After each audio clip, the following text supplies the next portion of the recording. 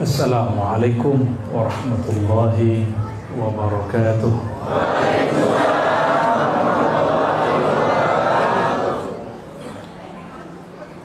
Alhamdulillah rabbil alamin. Wassalatu wassalamu ala sayyidil alamin Sayyidina Muhammad wa ala alihi wa ashabihi ajma'in. Amma ba'du, Allahumma akhrijna min zulumatil wahmi wal jahli ila al-ma'rifati wal ilmi, amin ya rabbal alamin.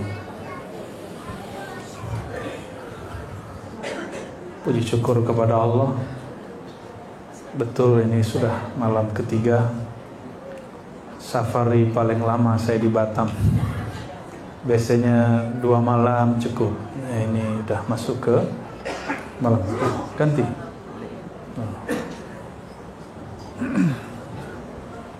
Tes. Sahih nggak? Apa bagusan yang itu? Bagusan ini? Oke. Hah?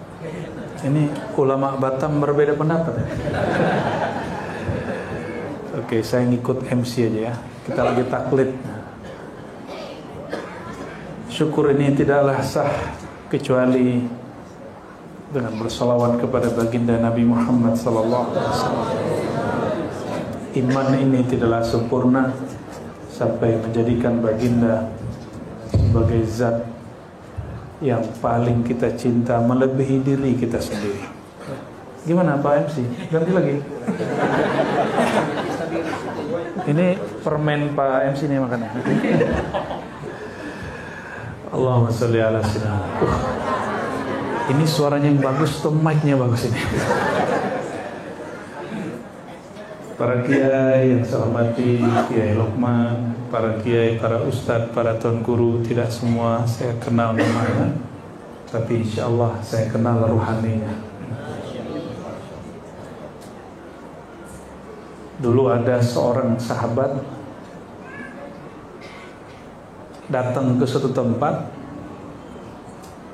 lalu disapa oleh seorang wali di situ. Karena sahabat ini kenal ini pasti wali. Tapi ada wali yang tahu nama jasad orang lain, ada wali yang tahu cuma rohani orang lain. Lalu tiba-tiba salah satu dari mereka memanggil nama yang lain.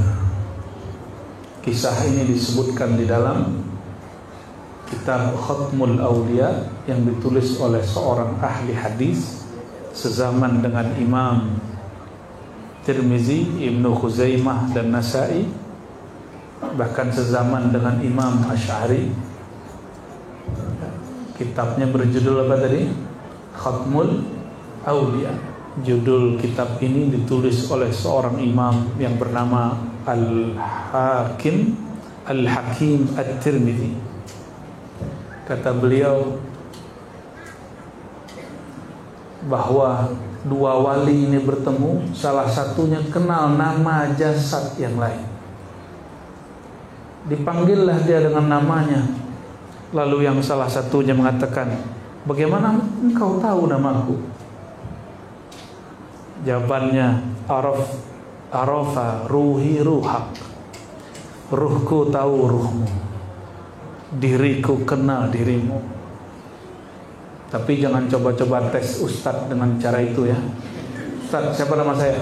Itu murid kurang ajar itu. Belajar adab dulu lah.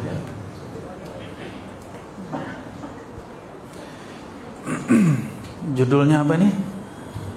Hidup sehat dan bahagia. Wah, untung bukan perspektif kedokteran. Saya ini bukan dokter, tapi doktor. Dokter itu strata S3. Kalau dokter itu S1 khusus nyuntik-nyuntik itu ya.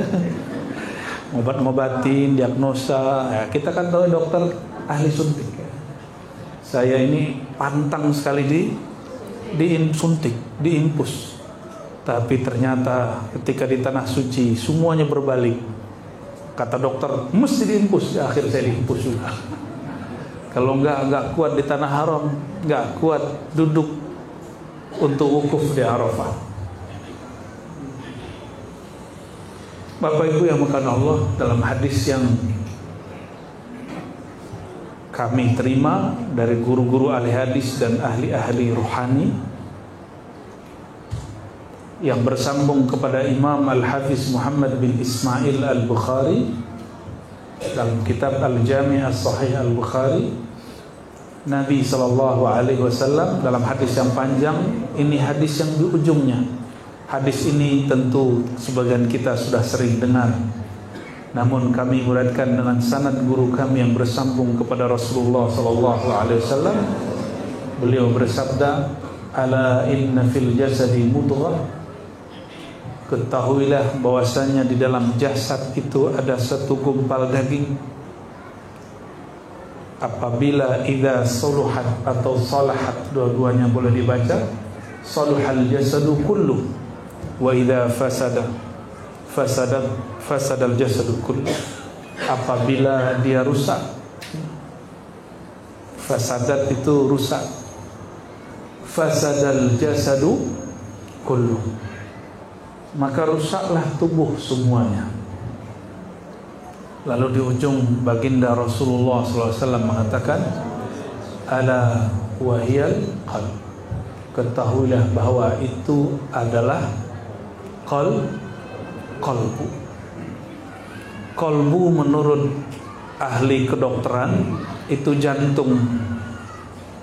Dia dirusuk sebelah kiri, di bawah susu kita, 2 jari di bawah, sedikit agak ke tengah, tapi sudah kiri. Punya jantung nggak? Coba di asal dia. Oleh Imam Ghazali dalam kitab Ihya Ulumuddin, beliau menulis satu judul bab, judulnya Ajaibul Qalb. Apa judulnya?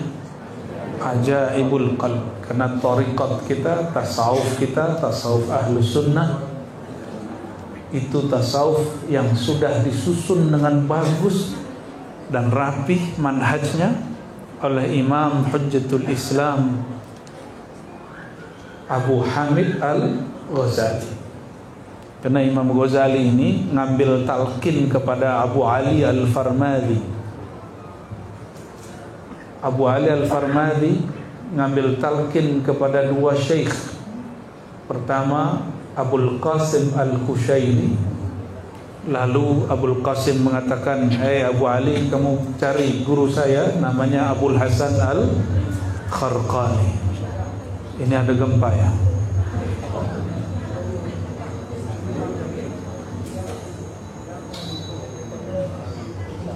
Sudah belum? Nah, kalau nyetel sebelum ngaji Pak ya, nanti jamaahnya marah. Kalau saya mah nggak apa-apa, paling kesel doang. Sudah ya, cukup ya? Oke. Nyetel kolbu ini mirip-mirip kayak nyetel ini. Betul, harus sabar dikit ya, nggak boleh kesel. Katanya ngaji tasawuf. Imam Abu Ali Al-Farmadi mengambil talqin zikir kepada siapa tadi? Abul Qasim Al-Kushairi. Lalu Abu Ali Al-Farmadi ini karena mengalami ahwal dan maqamat yang berat, maka ia disuruh untuk lebih dalam ngaji maqam dan ahwal kepada Imam Abul Hasan Al-Kharqani. Lalu sanad ini bersambung nanti kepada imam kita, yaitu Sayyid Taifah Abu Yazid Al-Bustami, dan jalur yang lain kepada Abul Qasim Al-Junaid Al-Baghdadi. Nah, ini pecah 2 jalur ke atas, satu jalur Sayyidina Abu Bakar, satu jalur Sayyidina Ali. Jadi selevel Imam Bukhari punya mursyid, padahal dia sudah ahli fiqih, dia sudah ahli aqidah, dia sudah bergelar Hujjatul Islam. Ada yang sudah sampai kepada kedudukan Imam Ghazali, ahli aqidah. Kelompok manapun mendebat beliau kalah. Hatta gurunya sendiri heran melihat beliau ini kok lebih cerdas daripadaku.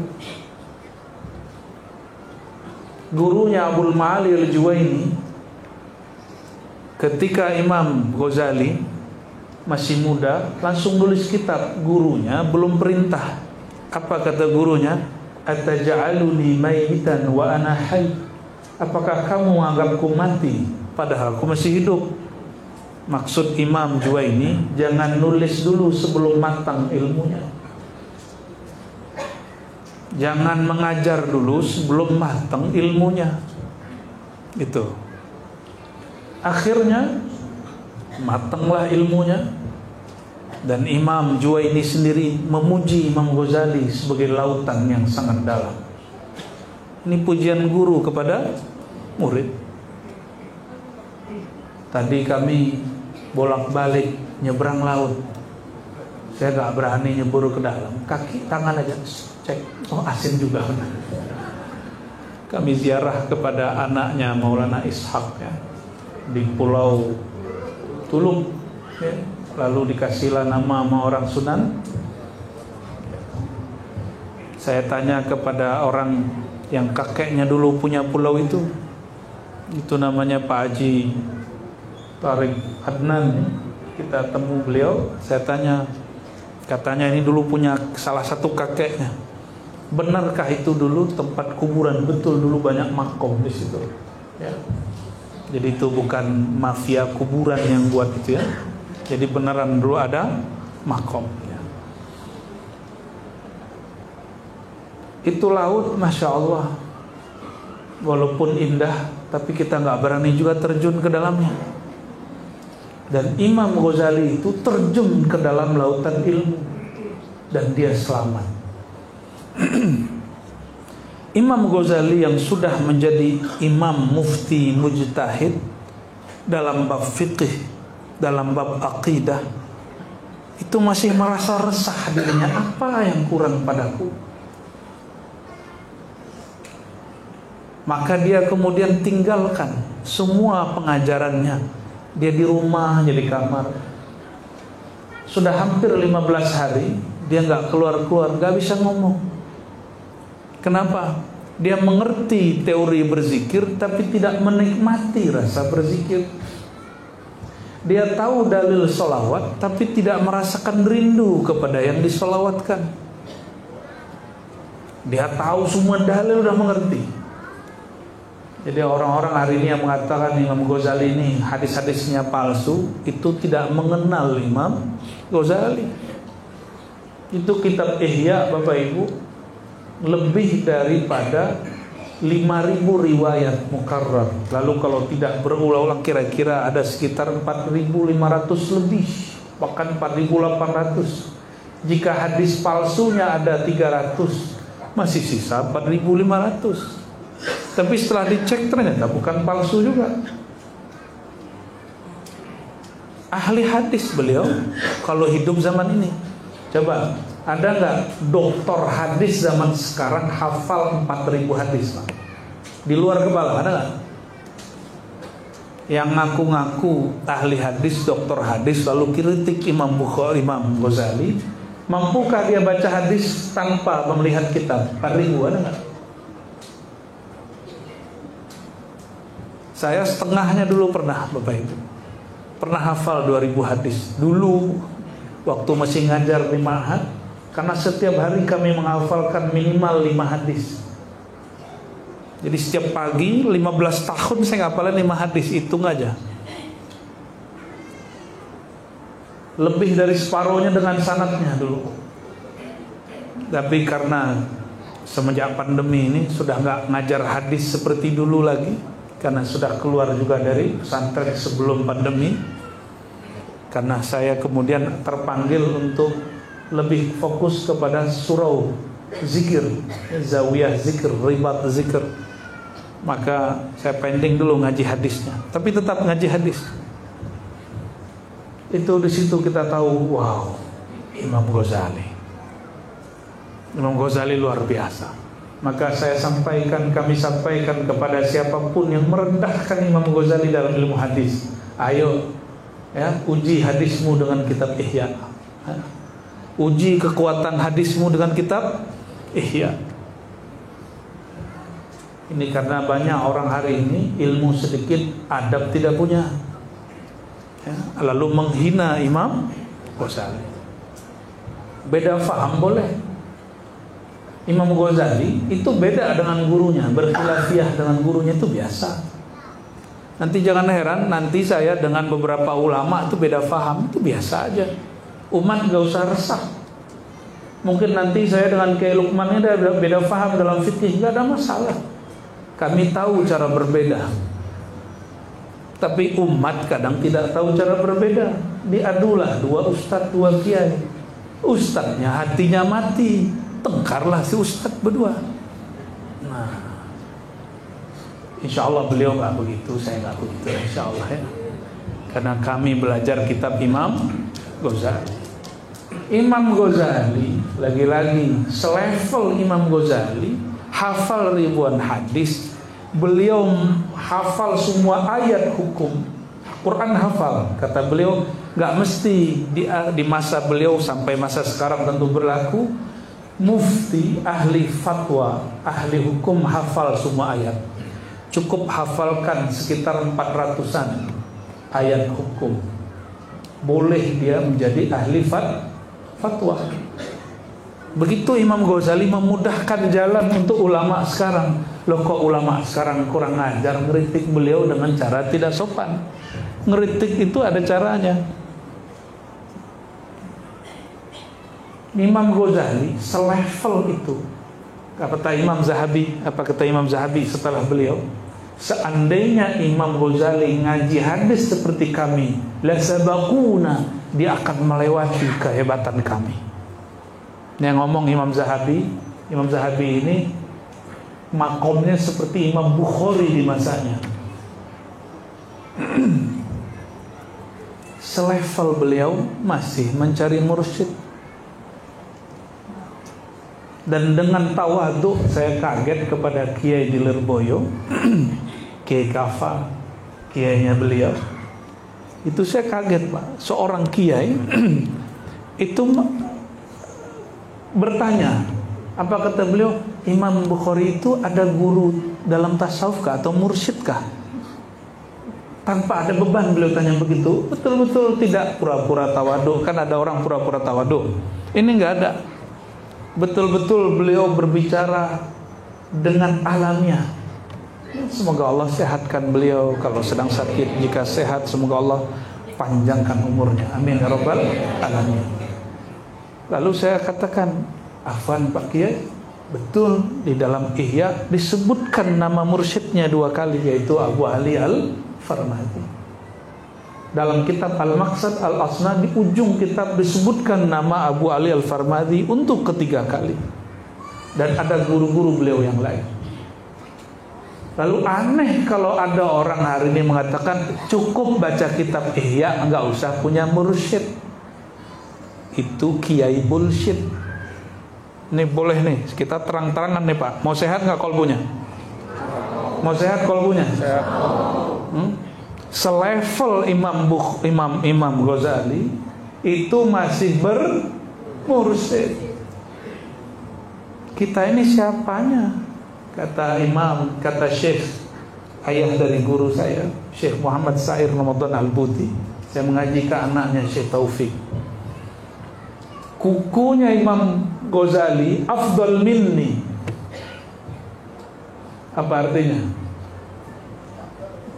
Kukunya Imam Ghazali, azfarul Ghazali afdal minni, lebih afdal daripada aku yang ngomong ini doktor, imam, ahli fatwa, ahli tasawuf, ahli akidah.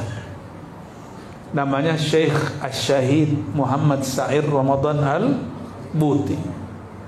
Beliau ini syahid lagi ngajar tafsir Quran, dibom oleh kelompok teroris. Betapa hinanya hati mereka, jahatnya hati mereka. Orang ngajar Quran di tempat yang suci bernama masjid, di atas mimbar simbol keulamaan, itu beliau dibom. Habis dibom ditembak. 2013 saya masih ingat, saya lagi kuliah doktoral waktu itu. Dan yang ngajar kita waktu itu Abu Ya Sayyid Agil Munawwar, doktor juga. Itu doktornya Mekah Madinah. Kalau saya ini doktornya masih doktor Jakarta, ya, walaupun ngajinya sempat ke orang Arab. Kalau saudara ini cukup ngaji kepada orang Arab maklum, ya. Mukanya Arab maklum. Itu yang kenal Syekh Muhammad Sa'id Ramadan Al-Buti, nanti cek ya, di googling siapa beliau. Itu ahli fatwa, S1, S2, S3 di Al-Azhar. Orang saat itu doktor masih sedikit, beliau sudah jadi doktor. Ahli fikih, ternyata beliau ini punya mursyid ayahnya sendiri, kakeknya sendiri. Mula Ramadan Al-Buti. Kata beliau, ini kitab yang paling disukai oleh ayahandaku, Mula Ramadan Al-Buti. Saya usut, saya tanya, ternyata thariqatnya Naqsyabandi, hizibnya Hizib Nawawi. Ya, tahu ya Hizib Nawawi ya? Saya dapat Hizib Nawawi ini dari banyak guru, salah satunya dari guru kita di Banjar, murid dari masyayikh di Mekah. Ya, terlepas dari semua itu, kalau badan sakit datang kemana Pak? Dokter. Ya. Kalau hati sakit datang ke dukun ya. Hah? Hatiku sakit, bukan yang sakit yang itu. Kalau hati berpenyakit datangnya ke siapa? Nah, saya sering nih kasih analog kias ini, tolong disimak. Ciri-ciri badan sehat, makan makanan yang nikmat itu tanpa halangan. Misalnya kalau orang Batam nih sukanya apa? Seafood. Itu makan seafoodnya lahap. Tapi coba kalau kolesterol sedang naik, mulutnya lagi sedang sariawan, makan seafood gimana? Badan kita nolak. Badan sedang demam, panas tinggi, orang buat sop iga. Sop iga itu nikmat Bapak Ibu. Tapi kalau badan sedang demam, mau muntah.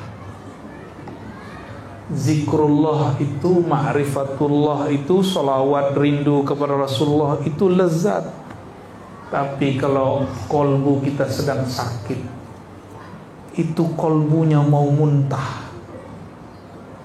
Bukan salah zikirnya, bukan salah sholawatnya, tapi ada yang masalah di dalamnya. Doa itu mukhul ibadah.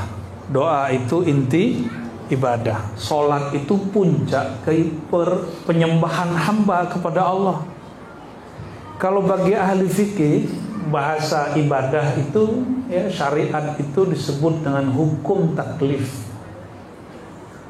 Ini Imam Sya'rani yang ngasih perbandingan. Nanti silakan cek kitab beliau.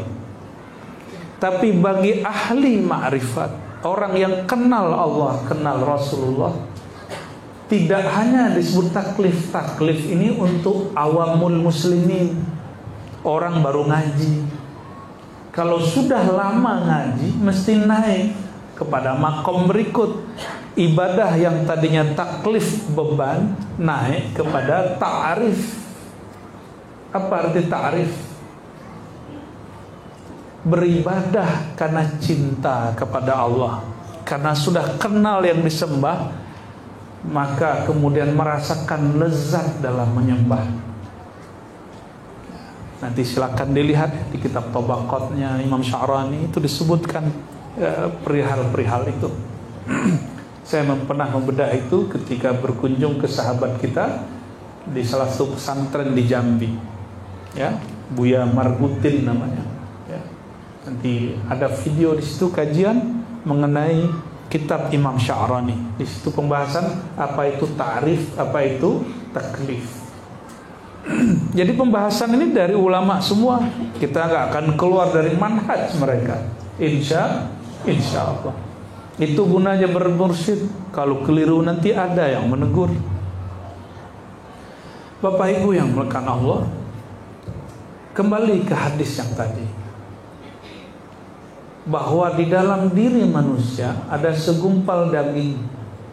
Segumpal daging ini mirip dengan satu pohon di tanah Arab yang bernama pohon sonubar. Maka orang kita dulu sebut hati sanubari. Hati sanubari itu hati fisik. Saya ceklah ke kitab Imam Ghazali, ketemulah istilah itu, al-lahmu as-sanubari. Nanti kalau keliru silakan dicek para kiainya. Mungkin istilah saya ada kurang pas, ya, saling melengkapi. Al-lahm, daging sonubar yang mirip bentuknya dengan buah pohon sonubar. Orang Melayu lama sebut pohon itu pokok sonubar. Nah, itu dia punya buah mirip seperti jantung kita. Tapi ingat, ini jantung secara fisik. Ini makanya perlu baca kitab, ya. Bagi yang nggak bisa bahasa Arab, cari ikhtisar atau ringkasan Ihya Ulumuddin, sudah diterjemah. Di Batam banyak orang jual toko buku, ya. Kalau nggak online, cari bab di atas bab 20. Kalau nggak salah ini bab 21. Bab berapa? Nah, nanti cek di situ, ketemu Imam Ghazali pertegas. Yang dimaksud di dalam hadis ini bukan sekedar hati atau jantung yang daging itu, tapi itu jantung rohani.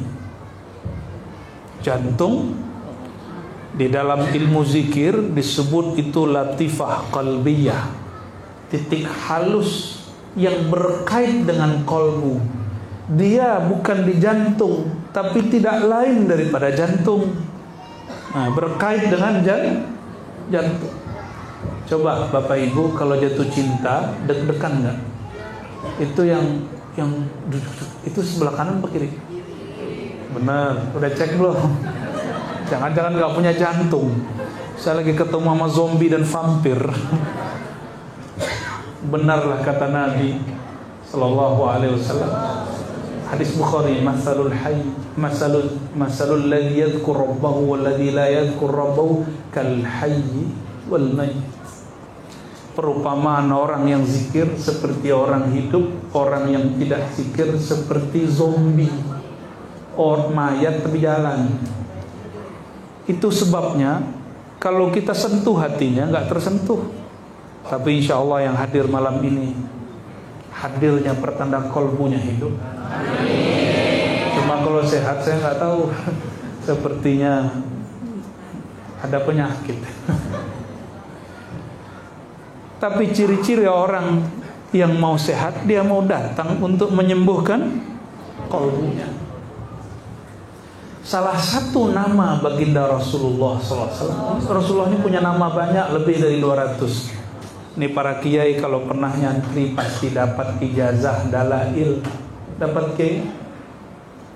Dalam kitab dalail di muqaddimah setelah al-asmaul husna ada asma Nabi, nama Nabi SAW.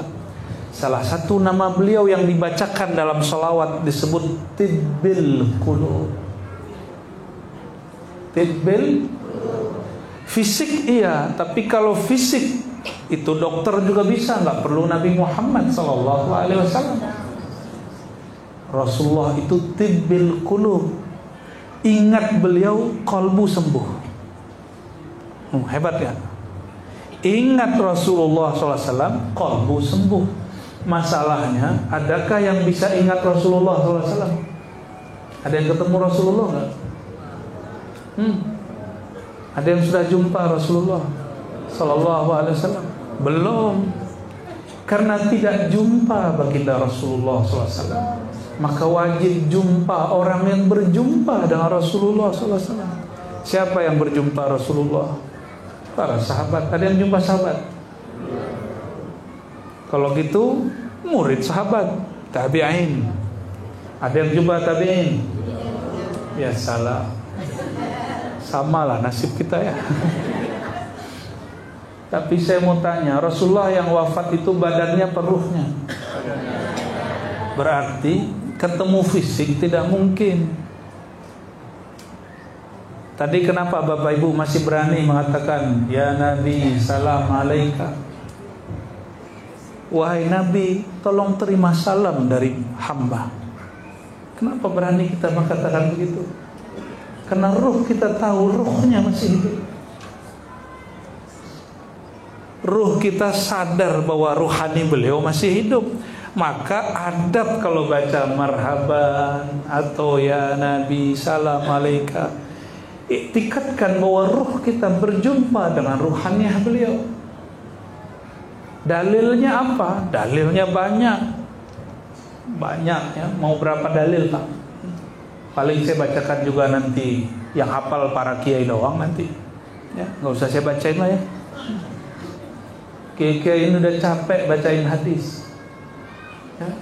Siapa yang salawat kepadaku, Allah kirimkan malaikat sayyarin, tawafin ya. Innalillahi malaikatan sayyarah. Kalau sayyarah bahasa Arab sekarang itu mobil, tapi sayyarah dalam hadis Nabi itu malaikat bersayap yang Allah ciptakan saat ada orang bersalawat. Yuballighunani salamakum, tugasnya menyampaikan salam kalian. Saya bertanyalah kepada beberapa syekh, apa kata beliau?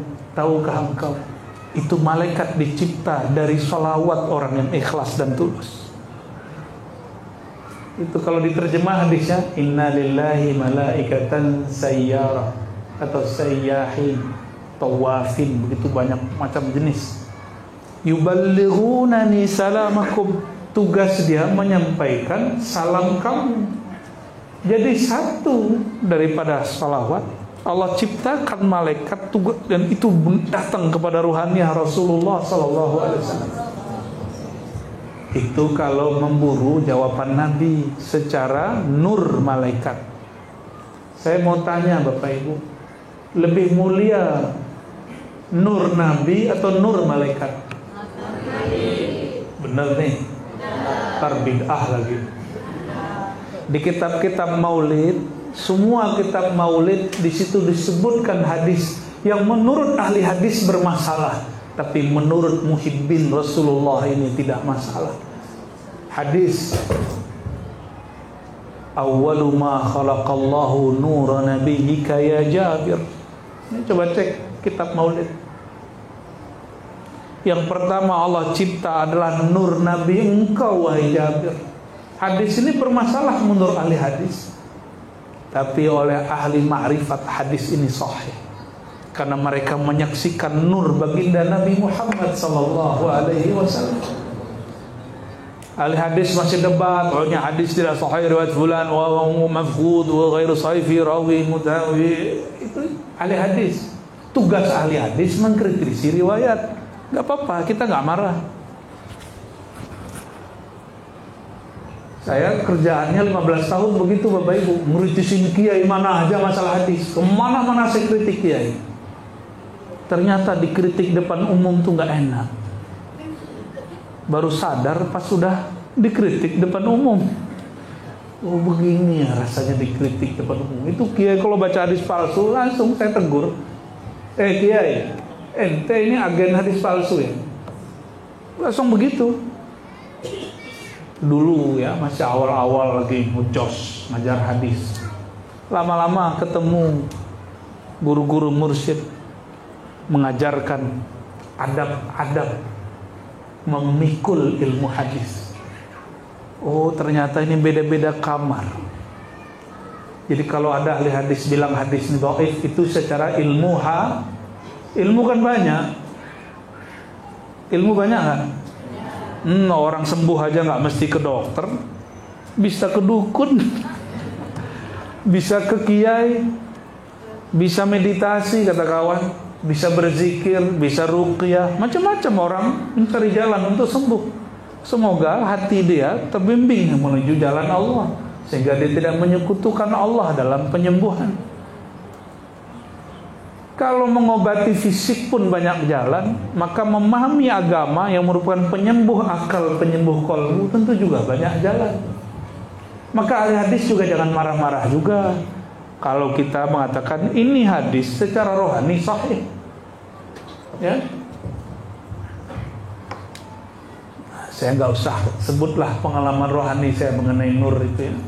Nanti disebut halu lagi oleh orang yang nggak mengerti ya.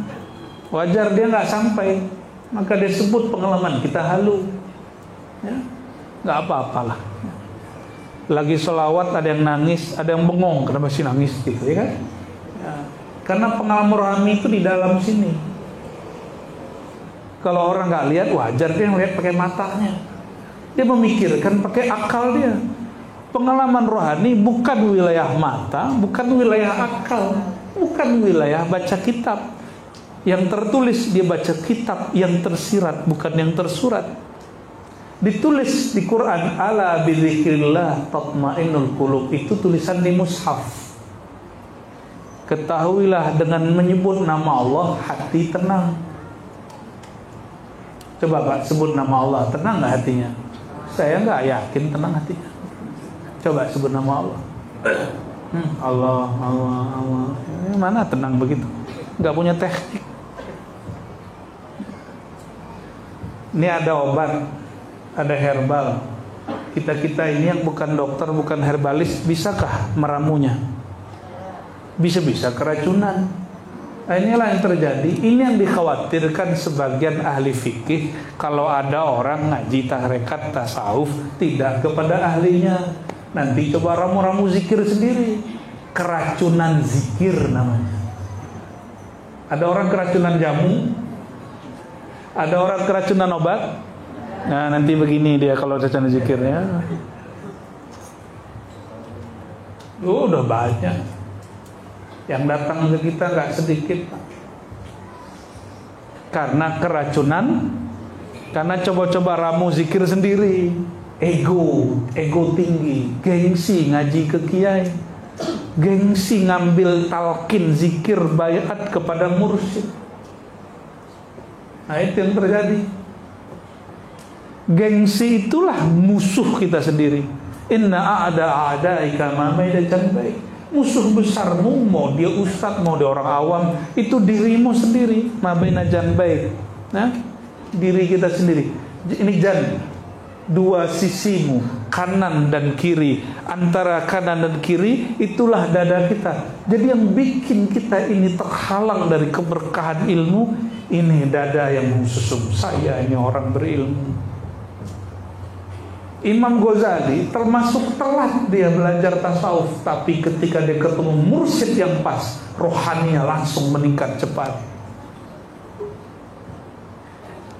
Dan Imam Ghazali mengalami banyak pengalaman, tapi dia tidak halu. Dia tahu ini syaitan, ini nggak syaitan, dia tahu. Ini was-was, ini ilham. Imam Ghazali tahu kenapa ilmu syariat dia kuat. Maka bagi yang nggak kuat ilmu syariat, wajib intensitas berguru kepada syekh, sehingga belajar zikir tidak halu dan was-was. Kalau nggak, tambah zikir tambah was-was. Paling parah nanti merasa dirinya wali. Paling hebat lagi, merasa dirinya wali kutub, bahkan Imam Mahdi. Coba karena berzikir sendiri. Nah itu yang keracunan otak ya, keracunan zikir, keracunan ilmu hakikat, karena berhakikat tanpa ahli hakikat. Kita ini sering tidak adil, sakit badan datang ke ahlinya dokter, sakit kolbu tidak datang ke ahlinya. Padahal ya'dilu, adillah engkau, karena itu dekat, akrab, dekat kepada ketakwaan. Saudara-saudariku jamaah yang bukan Allah, tahu-tahu udah 9 lewat 1/4 aja nih. Sudah 1 jam ya? Loh kok belum? Ini jam saya yang salah ini. Mahal qiyamnya yang lama. Enggak, bagi saya mahal qiyam tadi itu sebentar, karena rindu kepada Rasulullah SAW.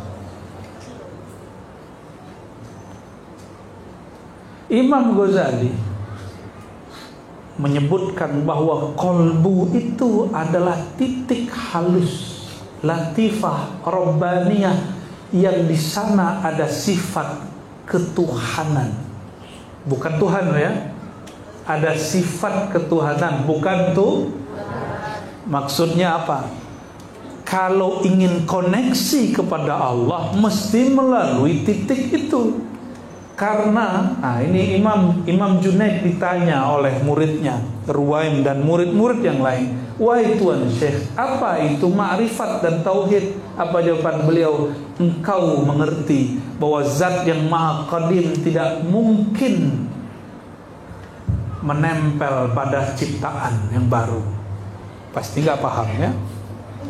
Allah qadim bukan? Apa arti qadim? Allah wujud qidam baqa. Apa arti qadim? Dahulu. Dia ada tanpa permulaan. Karena yang bermula itu makhluk. La yasbiquhul adamu. Begitu kata Imam As-Sanusi dalam kitab Ummul Barahin. Yang tidak didahului oleh ketiadaan berarti tidak pernah tidak ada. Tidak pernah tidak ada artinya apa? Selalu.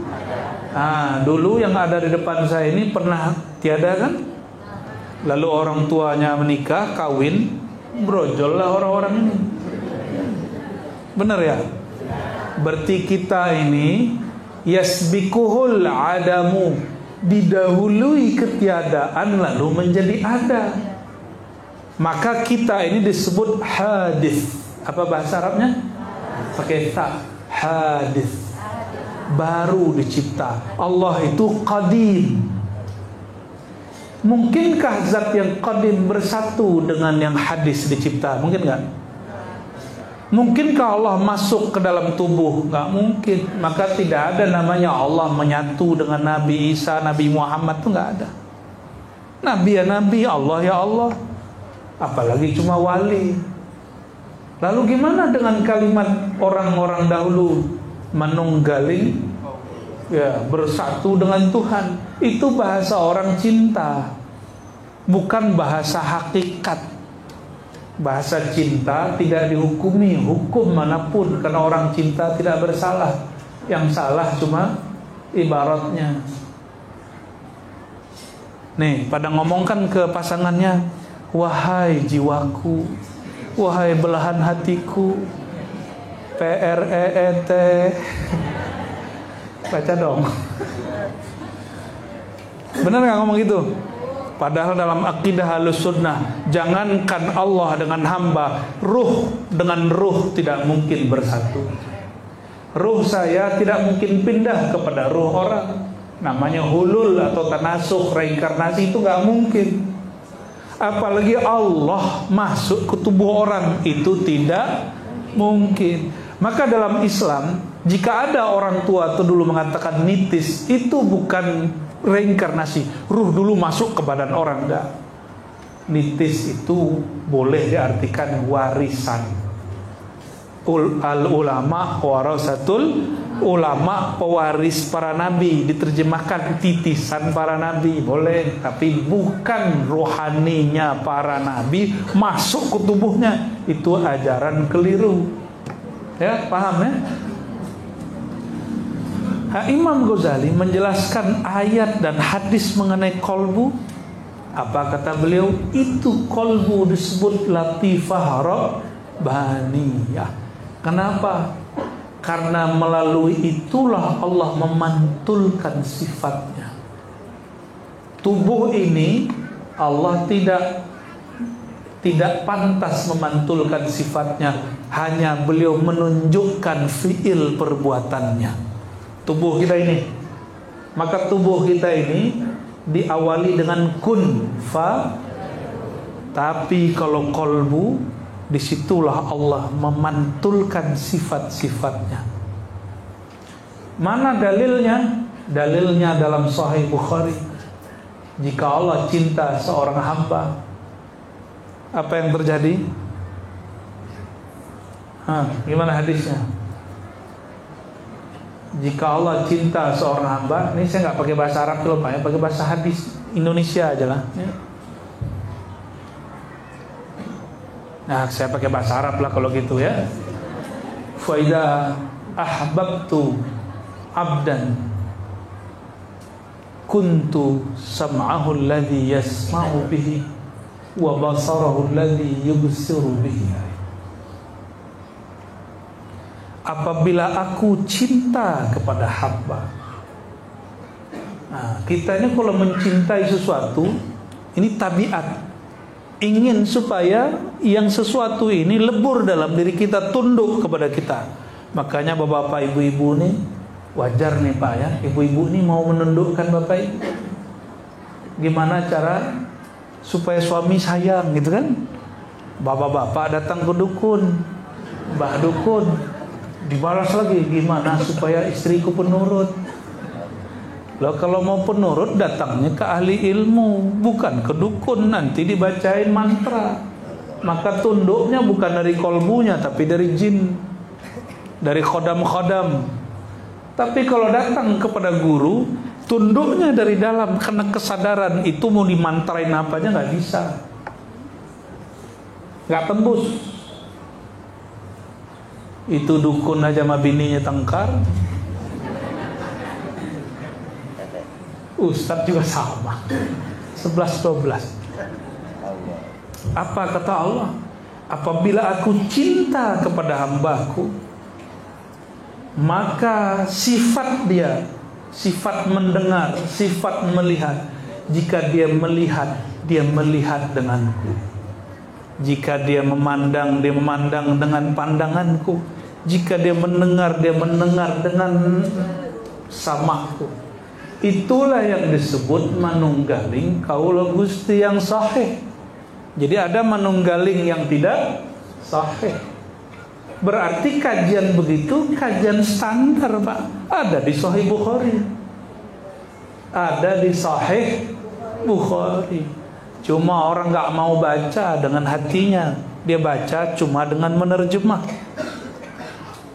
Jadi kalau kolbu si hamba sudah dicintai Allah, maka Allah gantilah spare part di dalamnya itu ya. Bukan lagi sama dia yang mendengar, tapi itu sama Allah. Loh, maksudnya apa?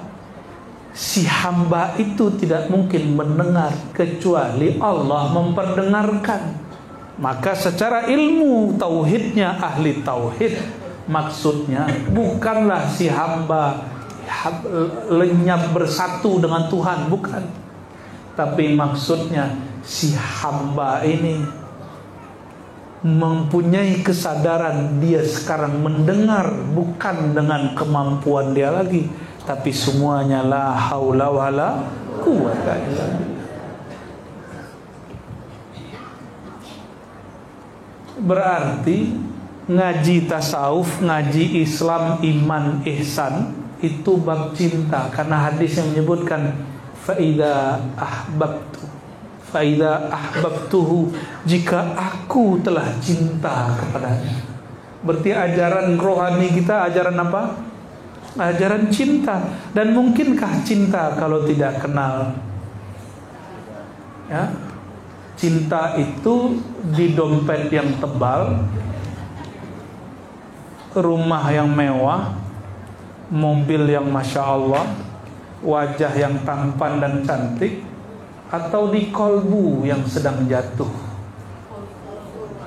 Hah? Kayak pernah jatuh cinta. Dek, kamu udah pernah jatuh cinta belum? Hah, pernah? Wih, ketahuan bapak loh ntar. Alhamdulillah. Di mana? SD? Waktu SD ya? Oh SMP. Tuh jujur dia Pak. Tapi kamu telat, saya SD. Allahumma sholli ala sayyidina Muhammad. Dulu main dokteran kita ya. Di dokterin nama. Ya Allahumma sholli ala Muhammad. Jadi cinta itu awalnya agama, ujungnya orang beragama. Tapi cinta itu mustahil kalau tidak kenal. Karena Allah tidak mungkin dikenal dengan sifat kemakhlukan ini, maka Allah titip satu chip, satu software di dalam diri bernama qalbu yang bisa memantulkan sifat-sifat ilahiyah. Kalau kita bercermin, yang di dalam cermin itu persis dengan kita kah wajahnya? Tapi dia bukan kita toh? Nah, inilah kata guru-guru kita dari dulu. Manusia hamba Allah itu jika sudah kenal dirinya, dia akan sadar bahwa dirinya itu cerminan Tuhan, bayang-bayang Tuhan. Tapi ingat, bayang kita bukanlah kita. Cerminan yang bayang-bayang di dalam cermin itu bukanlah kita, benar nggak? Maka si hamba kalau sudah sadar, sudah melihat dirinya dalam cermin kolbunya, dia akan sadar, aku ini hamba sejati, bukanlah Tuhan Rabbul Izzati. Maka puncak makom daripada bertasawuf, ketika orang mencapai kebahagiaan bercinta dengan Allah, dia menyadari dirinya hanyalah hamba. Maka diabadikan di Quran. Pengalaman tertinggi Rasulullah itu Mi'raj, Isra dan Mi'raj, disebut beliau sebagai hamba. Subhanalladzi asra bi'abdihi, disebut hamba. Jadi kajian-kajian tasawuf kalau tidak berujung kepada penghambaan, maka perlu dipertanyakan. Maka perlu dikoreksi kalau ada orang mengatakan Muhammad itu wujudnya Allah atau perwujudannya Allah, itu keliru menerjemahkan teks-teks lama. Nabi Muhammad itu bukan wujud Allah. Nabi Muhammad itu pantulan tajalli daripada wujud Allah, bukan Allah. Nah, gitu. Bahasanya cuma di situ, bolehnya nggak boleh lebih. Ya. Nanti kalau lebih mulai aneh-aneh lagi nanti. Ya. Apabila seseorang pergi merantau, tapi dia tidak tahu nasabnya, kampungnya, tiba-tiba di rantau bertemu saudara sanaknya, dia senang nggak? Nanti saudaranya ini atau sanak saudaranya ini kabarkan, dulu bapakmu itu saudaraku, sekarang juga masih. Emang kalau dulu saudara, sekarang enggak. Bapak kita, bapakmu itu namanya Fulan, kakeknya Fulan, senangnya kita. Maka banyaklah orang datang kepada orang-orang tua sekedar mencari tahu nasab dia di mana. Benar gak? Karena mencari nasab itulah ma'rifatun nasab. Mencari nasab jasad itu membahagiakan, apalagi mencari nasab rohani. Imam Sya'rani mengatakan, guru mursyid itu adalah nasabnya seorang murid bertuhan kepada Allah Subhanahu wa ta'ala.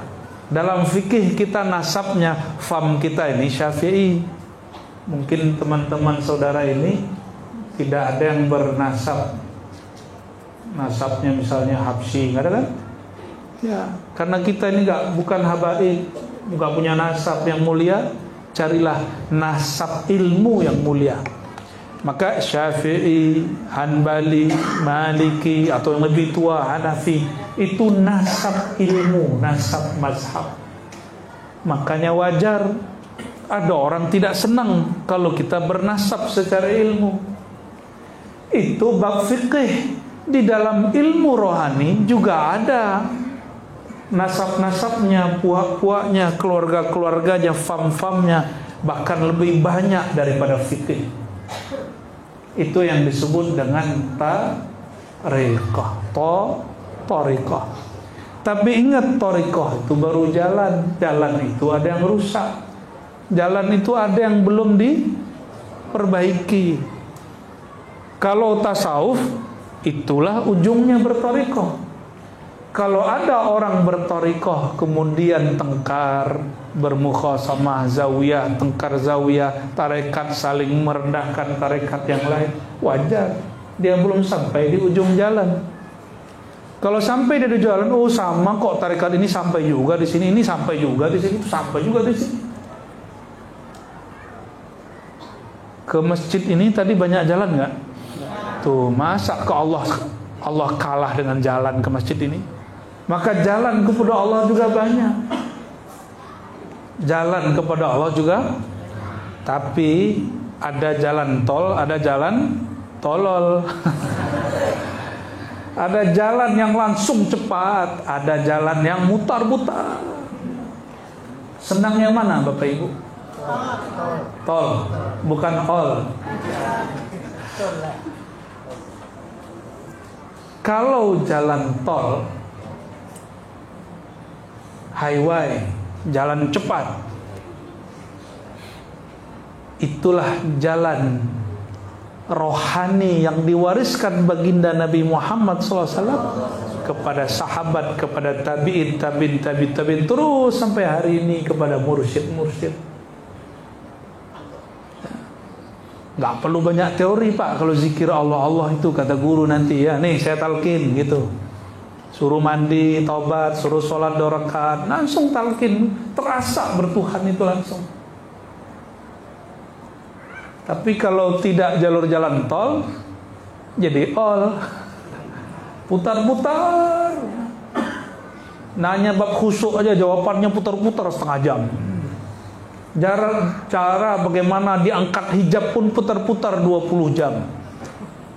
Karena belum tahu. Orang kalau sudah tahu, dia bisa jawab to the point. Kalau dia sudah tahu jalan, kamu mau tahu jalan yang mana? Jalan cepat, jalan lama, gitu. Itu orang kalau sudah tahu jalan.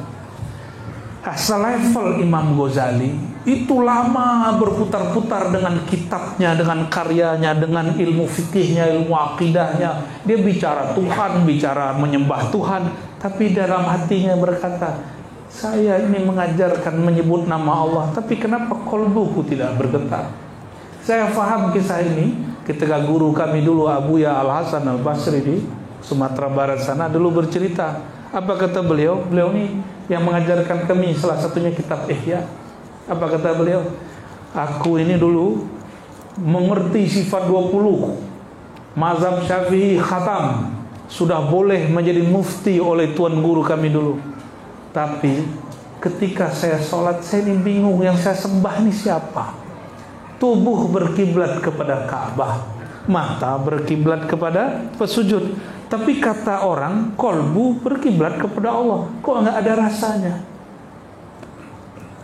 Maka beliau bertanyalah kepada gurunya.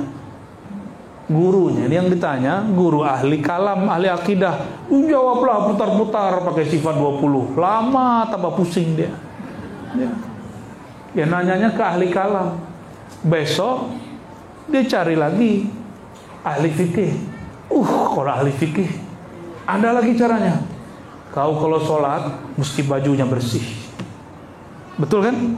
Lagi lah. Tempatnya bersih. Pakai baju. Jangan baju biasa, baju koko. Ya, ini kata guru fikih saya dulu sama. Orang kalau sholat pakai baju koko lebih khusyuk daripada baju kemeja.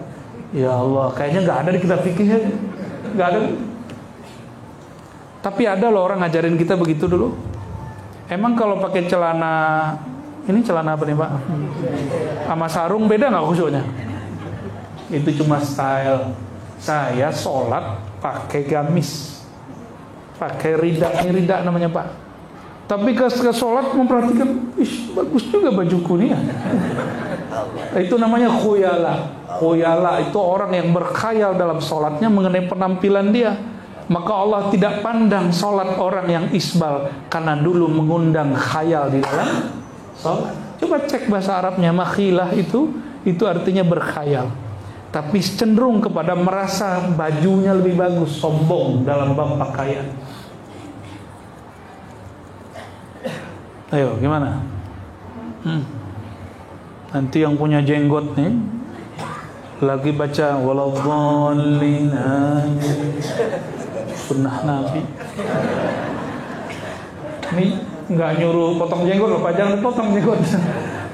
Cowok-cowok yang nggak berjenggot nih berjenggot lah ya, biar nggak nanti mukanya klimis-klimis ya. Nanti ada yang jatuh cinta yang lain. Jadi diajarin khusyuk macam-macam. Ada lagi yang datang kepada kita, Buya, kami dulu dilatih khusyuk sama guru kami, diajak ke tengah hutan, sholat di bawah pohon.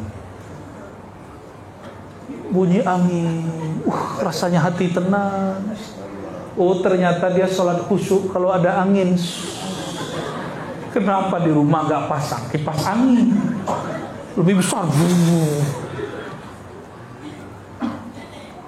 Yang satu lagi cerita, ini cuma nih kisah orang cari khusyuk nih ya. Ada satu lagi kisah cari khusyuk, dilatih sama gurunya sholat di tengah sungai. Ini bukan yang dalam video itu ya, yang gelas sajadah di atas air, bukan. Itu sajadah digelar di tengah sungai, ada batu, dia sholat di tengah batu. Allahu Akbar. Kata gurunya, kamu tarik nafas dalam-dalam. Ini mirip-mirip meditasi. Dengarkan suara hati dan suara alam. Kata dia, badanku merinding, bulu romaku berdiri. Tahu-tahu udah assalamualaikum. Tahu nggak Buya, apa yang ku dengarkan? Itu suara gemercik air tembus ke dalam hati. Akhirnya saya perdengarkan itu ya. Ini di YouTube-nya ada di suara air bercik. Benar nggak? Non-stop 3 jam suara gemercik air, ada kan? Ada di YouTube. Nggak perlu ke tengah sungai. Takutnya nanti lagi kaget ada buaya loncat. Allahumma sholli ala sayyidina. Macam-macam cari khusyuk. Ya. Tapi metode awalnya sudah sama. Sebenarnya ini sudah metode. Yang tadi ahli fikih mengatakan apa? Ayo bersihkan badan. Ya, karena ibadah sholat itu mesti ada urusan dengan hukum badan. Ini yang urus ahli fikih. Ada yang urus kolbu, ahli fikih harus ikut ahli kolbu. Seperti Imam Ghazali yang sudah mufti, faqih, mujtahid, dia pun taklid dalam bab kolbu kepada Abu Ali Al-Farmadi qaddasallahu sirrahu. Imam Ghazali turunkan egonya, dia berguru kepada orang yang tidak lebih alim daripada dia dalam bab fikih. Ini ujian nanti orang alim. Ketemu ahli zikir tapi dalam fikih hukum syariat tidak lebih alim dari dia. Ini saya sering dapat ujian begini Bapak Ibu, sering sekali. Berguru kepada orang, dia mursyid tapi bukan doktor, kan gengsi Pak. Gengsi itu. Susah kali cari mursyid yang doktor itu. Sampai dulu ada guru kita ngomong, siapa yang pantas memimpin saya? Di negeri ini cuma saya yang alim. Ada yang ngomong begitu dulu. Ya. Siapa yang pantas menjadi mursyidku? Ada yang begitu. Itu terjadi Pak. Jadi fenomena itu cuma berulang. Sekarang fisik sosoknya yang beda, kejadiannya hampir sama. Mau selama-lamanya sholatnya begitu? Ya, carilah guru ahli zikir. Nanti nggak pakai teori, langsung praktek dia. Kalau ceramah ini kan nggak boleh saya kemudian buka praktek itu secara terbuka. Nanti malpraktek namanya. Walaupun ada SK-nya ya, ada ijazahnya dari guru. Nggak boleh sembarangan juga. Masa buka klinik kedokteran di tengah jalan, kan nggak boleh kan? Ya. Di samping orang jual kaki lima buat praktek dokter jantung, ada nggak begitu? Nggak ada, sama. Praktek ilmu zikir kolbu nggak ada barengan dengan TPQ, nggak ada barengan nama majelis salawat Pak, nggak. Dia beda sendiri. Dia beda-beda kelas. Dan tidak perlu dipertentangkan. Maka tidaklah bertentangan ilmu tauhid dengan ilmu fikih karena beda kamar. Tidak bertentangan ilmu fikih dengan ilmu tasawuf karena beda kamar. Yang mempertentangkan itu orang tidak mengerti. Ya. Yang ada itu, coba, adakah kajian rukun sholat di dalam ilmu tasawuf? Ada nggak? Nggak ada. Dan orang tasawuf nggak marah kok Pak. Sebagaimana tidak ada cara talqin zikir di dalam ilmu fikih. Dan itu nggak ada masalah, no problem. Sebagaimana tidak ada teknik talqin di dalam ilmu hadis, walaupun dalam hadis ada hadis talqin. Laqinu mautakum la ilaha illallah. Talqinkan orang yang mauta, yang akan mati, yang sakaratul maut, yang sedang menghadapi kematian, atau yang sudah mati, la ilaha illallah. Tapi tekniknya itu beda-beda. Yang mahal itu teknik, Pak. Yang mahal apa? Teknik. Orang kuliah kedokteran mahal, apalagi urusan kedokteran kolbu.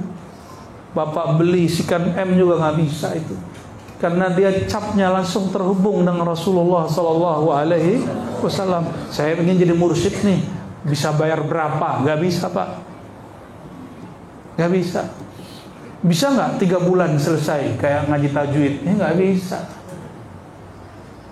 Urusannya lain, urusan kolbu itu.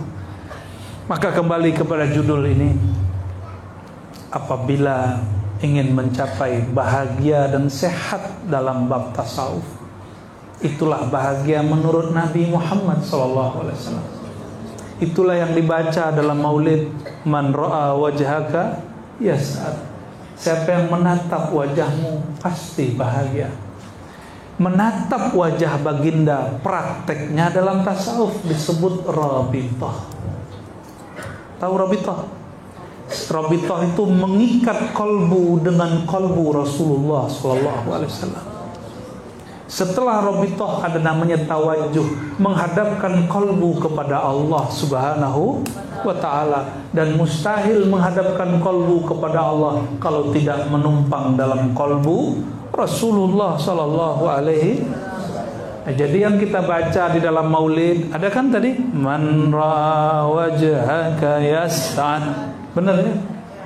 Itu prakteknya bukan dengan melagukan. Lagu itu, syair itu kaidahnya. Kalau orang baca kaidah ini, dapatkah dia sirnya? Belum. Kaidah ini penunjuk, pengingat. Kenapa baca maulid itu menjadi ajaib? Karena mengingatkan orang terus dengan rabithah. Itu sebabnya ahli tarekat senang maulid. Itu sebabnya ahli tasawuf doyan mahal qiyam. Jadi kalau ada orang tarekat nih nggak senang maulid, saya curiga. Jangan-jangan dia tidak yas'ad, tidak bahagia. Di mana-mana saya ketemu ahli-ahli zikir, ahlillah, wali-wali Allah, pasti suka berselawat. Ingin bahagia? Yang paling bahagia di alam semesta siapa? Rasulullah. Maka jika ingin bahagia, undanglah nur Rasulullah ke dalam diri. Dan caranya, man ra'a wajhaka yas'ad. Itulah makna hadis, tuba liman ra'ani wa liman ra'a man ra'ani. Beruntunglah orang yang menatapku. Jika tidak sanggup, tataplah orang yang menatapku. Dan mursyid-mursyid yang wali Allah, walaupun tubuhnya tidak ketemu baginda, pasti rohaninya bertemu baginda. Pasti kolbunya terhubung dengan kolbu baginda Rasulullah Sallallahu Alaihi Wasallam. Itulah Rasulullah tabibul qulub, obat hati. Hatinya ini diturunkan kepada hatinya para mursyid, para ulama. Merekalah penyembuh hati. Dan barangkali itulah nama majelis daripada Kiai Lukman dan Haji Novi, Syifaul Qulub. Semoga menjadi obat daripada hati yang merana. Amin ya rabbal alamin. Wassallallahu ala sayyidina Muhammad. Enggak ada tanya jawab kan? Gimana Pak MC? Ada? Cukup ya? Saya sudah lelah seharian ya. Tapi nggak perlu berenang ya, cuma nyebrang-nyebrang ya. Semoga siapapun yang hadir segera mencari mursyid. Mursyid itu nggak mesti yang tinggal di Jakarta, cari yang di Batam ya. Cari yang dekat dengan kita, sehingga nanti majelis zikirnya gampang dijumpai ya. Semoga nanti para mursyid juga mau menerima kita semua. Amin rabbal alamin ya. إلى روح النبي صلى الله عليه وسلم وإلى جميع إخوانه من الأنبياء والمرسلين وورثته من الصحابة والتابعين والأولياء العارفين والعلماء العاملين وإلى جميع مشايخنا ومرشدنا ووالدينا وأزواجنا وذريتنا والحاضرين والحاضرات والمستمعين والمستمعات في أي مكان كان. الفاتحة. أعوذ بالله من الشيطان الرجيم. بسم الله الرحمن الرحيم. إياك نعبد وإياك نستعين. صراط الذين أنعمت عليهم غير المغضوب عليهم ولا الضالين. أعوذ بالله من الشيطان الرجيم. بسم الله الرحمن الرحيم. Ya Allah, kami berlindung dari keburukan diri kami. A'udzubika ya Rabbana min syarri anfusina. Ya Allah, kami berlindung dari busuknya hati kami. Ya Allah, kami berlindung dari jahatnya hawa nafsu kami. Ya Allah, kami berlindung dari tingginya ego kami. Ya Allah, kami berlindung dari sifat-sifat buruk yang kami tidak sadari dalam diri kami. Bismika ya Allah nad'uka. Ya Allah, dengan nama Engkau ya Allah kami memanggil Engkau. Fastajib da'awatina ya Sami' ya Qarib. Maka mohon ya Allah yang memiliki alam semesta, yang menguasai diri kami, yang menguasai jantung kami, yang menguasai aliran darah kami, yang menguasai setiap satu sel dalam diri kami. Mohon ya Allah, alirkan cinta di dalam diri kami. Alirkan cinta kepada Engkau, kepada kekasih Engkau Nabi Muhammad SAW di dalam jiwa kami. Allahumma ya Allah, salli ala habibika Sayyidina Muhammad. Kami memohon ya Allah, sampaikan salam kami yang tidak seberapa ini kepada baginda Rasulullah SAW. Ya Allah, kami tahu kalbu kami tidak pantas Engkau tatap, tapi malam ini mohon ya Allah, izinkan cinta kepada baginda Rasulullah SAW masuk ke dalam hati dan jantung kami, masuk ke dalam rohani kami, dan izinkan ya Allah tatapan baginda masuk ke dalam kalbu kami, sehingga Engkau pun menatap kami dengan rahman dan rahim. Allahumma ya Allah, kami mendengar banyak guru kami mengatakan man ra'ahullah man nazarallahu ilaihi lam yu'azzibhu.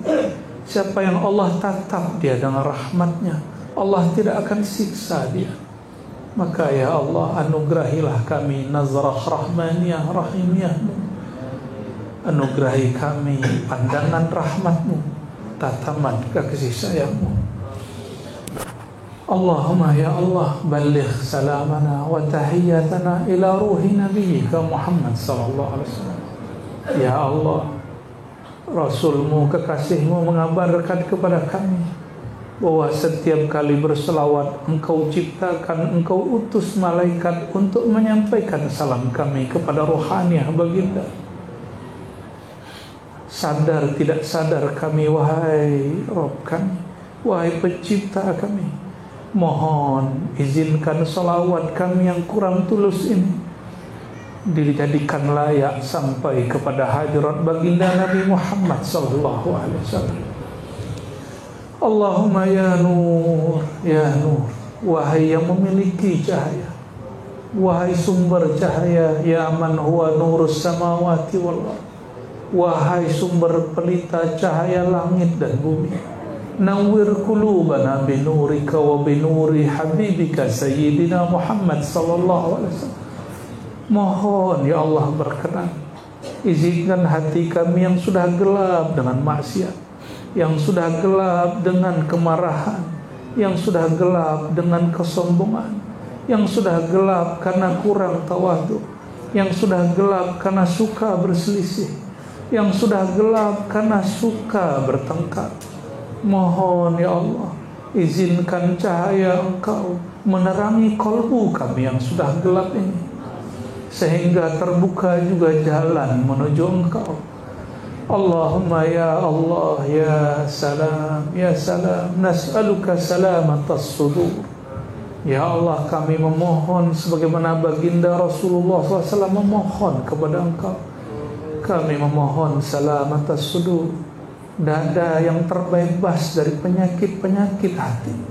Ya Allah, bebaskan kami semua malam ini dari penyakit-penyakit hati, penyakit-penyakit yang ada dalam jiwa yang punya amarah, penyakit-penyakit yang membuat kami terhalang menikmati sholat kami, penyakit-penyakit yang membuat kami terhalang menikmati kerinduan berselawat kepada baginda Nabi Muhammad, penyakit hati yang membuat kami tidak menikmati bacaan Quran kami.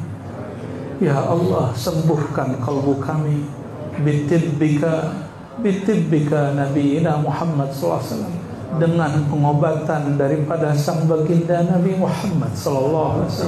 Ya Sayyidi ya Rasulullah, wahai baginda Rasulullah, adrikna ya Sayyidi, alij qulubana ya Sayyidi ya tabiba qulubana. Wahai baginda penyembuh kalbu, sentuhlah kalbu kami ya Rasulullah, sehingga kalbu kami ini sembuh daripada penyakit-penyakit hati. Ya Allah ya muqallibal qulub, ya musarrifal qulub, wahai yang merubah hati kami, ubahlah hati kami malam ini menjadi lebih bercahaya, dari yang suka benci menjadi suka cinta, dari yang mudah emosi menjadi lebih sabar, dari yang kurang menghormati menjadi lebih menghargai, dari yang berprasangka lebih kepada berbaik sangka.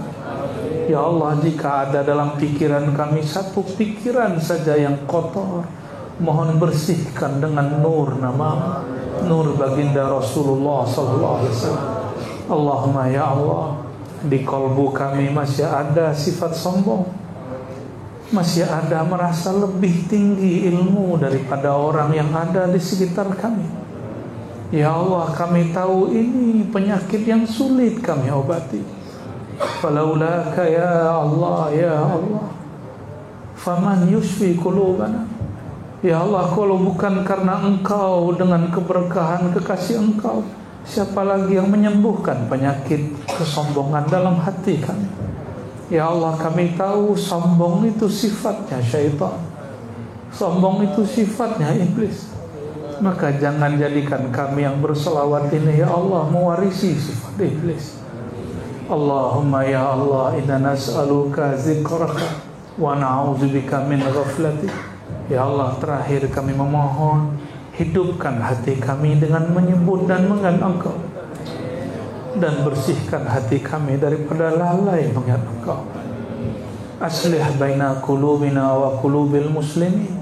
Ya Allah, sebagaimana Engkau tahu, hamba-hambamu sekarang sedang berselisih, sedang marah, sedang emosi. Alif baina qulubihim. Mohon ya Allah, lembutkan hati mereka, lembutkan jiwa mereka, turunkan emosi mereka, tumbuhkan kerinduan kepada Rasulmu dalam jiwa mereka dan jiwa kami. Amin rabbal alamin. Rabbana atina fid dunya hasanah wa fil akhirati hasanah wa qina adzabannar. Ya Allah, ikut ya Allah,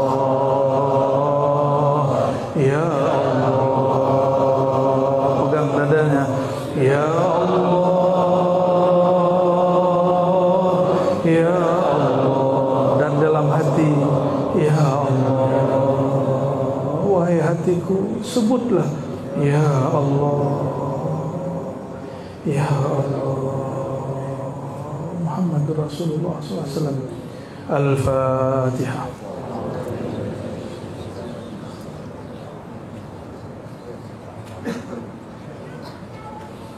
Subhana rabbika rabbil izzati amma yasifun wa salamun alal mursalin. Istajib da'watina ya rabbal alamin bihaqqi habibika sayyidil alamin Sayyidina Ahmad, Sayyidina Muhammad, Sayyidina Mahmud, walhamdulillah.